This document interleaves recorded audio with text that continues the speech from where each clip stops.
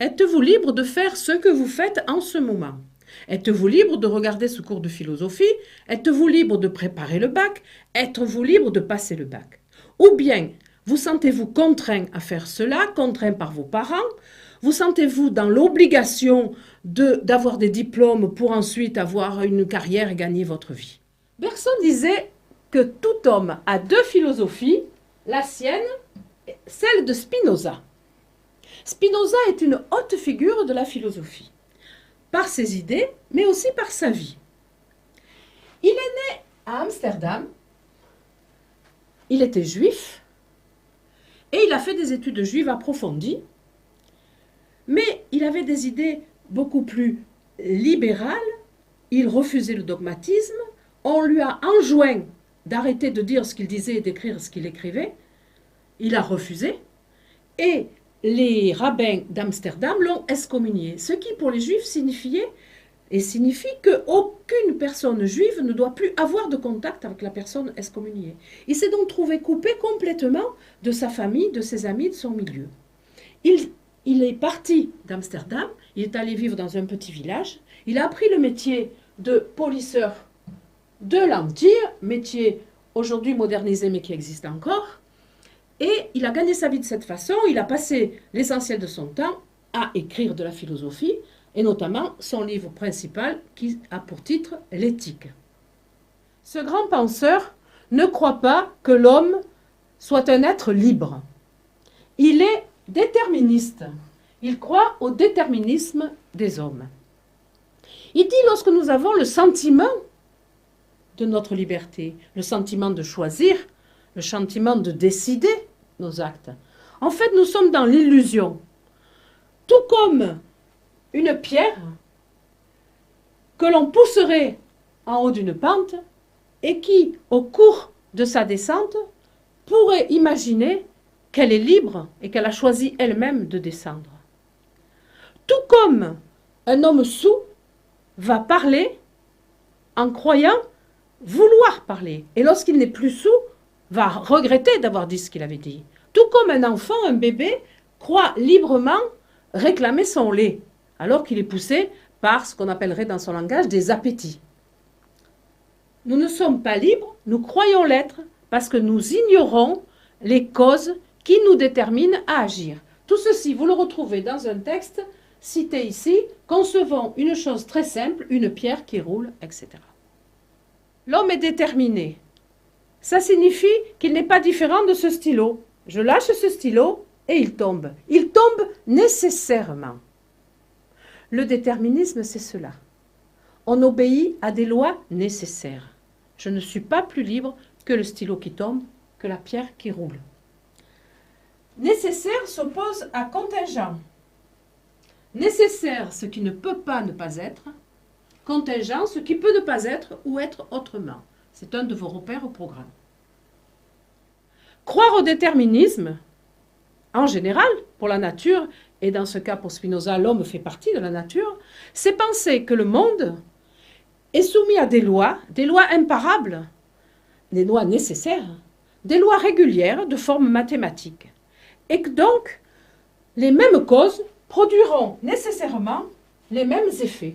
Le soleil se lèvera encore demain et après-demain, etc. Et le stylo continuera à tomber. Il n'y en a pas un qui un jour s'envolera.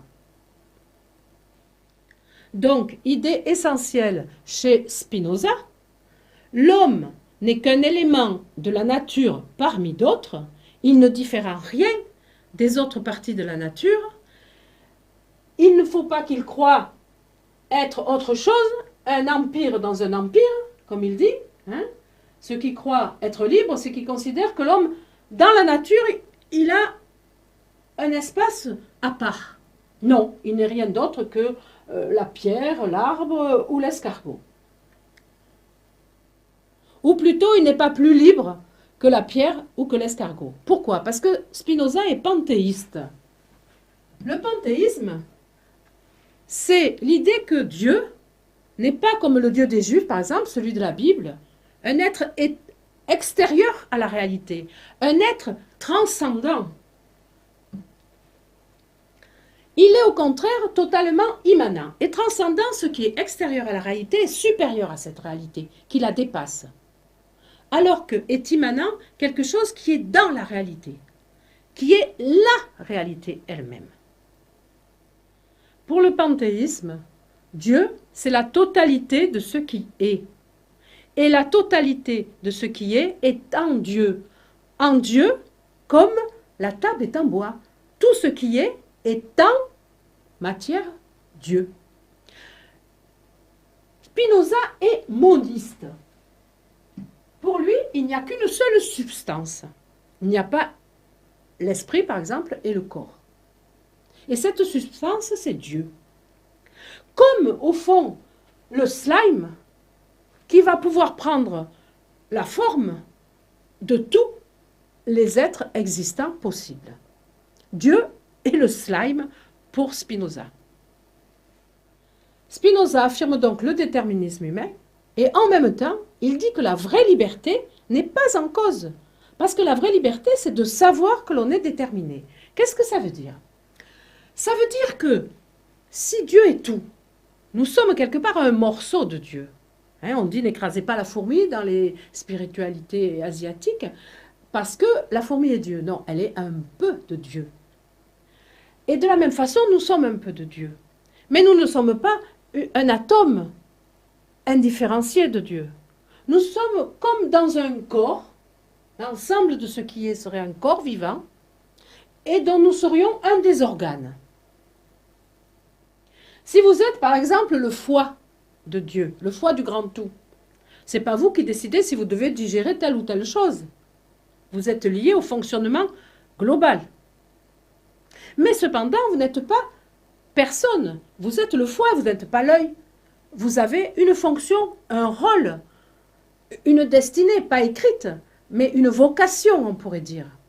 Et c'est en accomplissant pleinement ce pourquoi vous êtes fait, ce que vous êtes, et non pas en essayant, si vous êtes un foie, d'entendre et vous prendre pour une oreille, en essayant d'être pleinement vous-même, en étant pleinement vous-même, qu'à ce moment-là, vous êtes totalement et réellement libre. Lorsque vous prenez une décision, lorsque vous faites quelque chose dans ce cas-là, vous êtes totalement libre parce que vous le faites en fonction de ce que vous êtes au plus profond de vous. Je veux ce que je veux parce que je suis ce que je suis. Je ne peux pas vouloir autre chose, mais en le voulant, je suis pleinement moi-même et pour Spinoza, finalement, pleinement libre. Cette idée que tout est lié, fait partie d'un grand ensemble, un grand tout, vous le retrouvez, on l'a dit, par exemple, chez l'hindouisme, dans l'hindouisme, mais vous le retrouvez aussi dans une pensée très moderne et très actuelle, l'écologie.